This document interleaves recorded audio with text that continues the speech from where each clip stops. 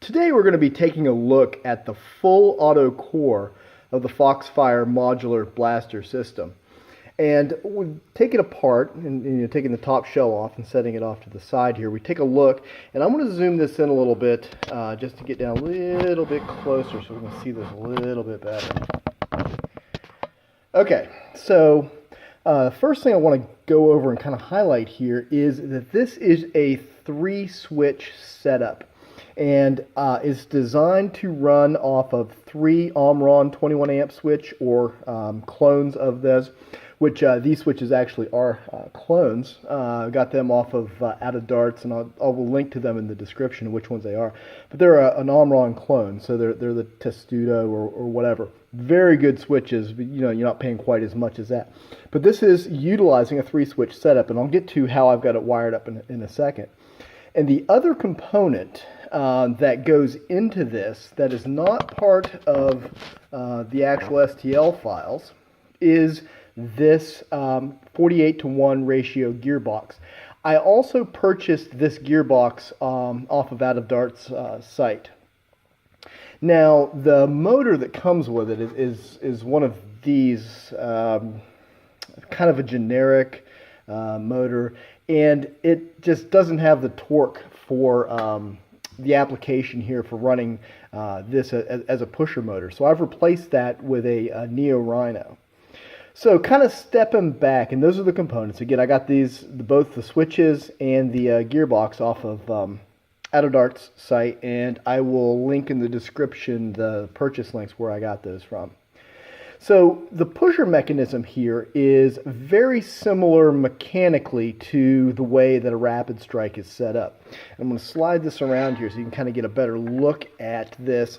It's got a wheel with a nub on it, and I'll pull this out here. You can take a look and show you. And that nub, as the wheel rotates, it engages this pusher arm, which has got a Scotch yoke on the end of it. And if you've ever modded a Rapid Strike, you'll recognize that structure immediately.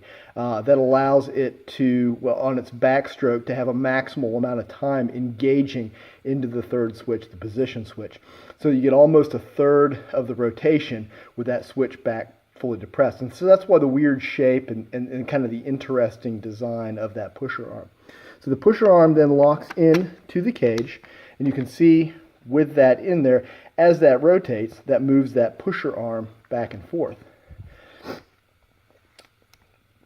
The setup is driven off of a 3-switch setup. Now, if you wanted to build this with a 2-switch setup, you would be able to do that, and you could just omit that switch, this third switch up here completely, the bolt, the pusher position switch. But if you're going down, looking at the switches, starting from the one down the bottom here, this is your rev switch. And I've got this also wired up as a master cutoff. For the 3-switch setups, I am a huge fan of this. Other people don't like it. This is kind of the Brit Nerf style of wiring up a live center for the Rapid Strike. Same philosophy coming forward here. So I run power to this switch only, and then run feeds off of this so that when this switch cuts, it cuts everything else out. And then that also feeds power to the trigger switch, which output of that goes to the motor.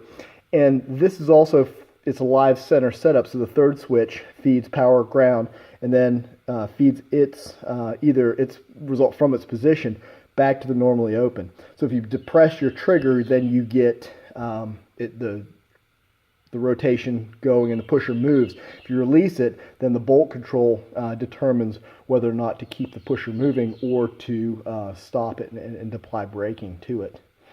Again, this is a 3-switch setup, very similar to what you would see, at least mechanically, very similar to what you'd see in a Rapid Strike.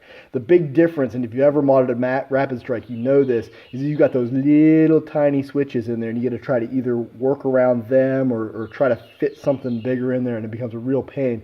This setup here is designed to drop in, and the switches just slot in. So the Omrons, the big 21 amps, just all 3 just kind of slot in here and work.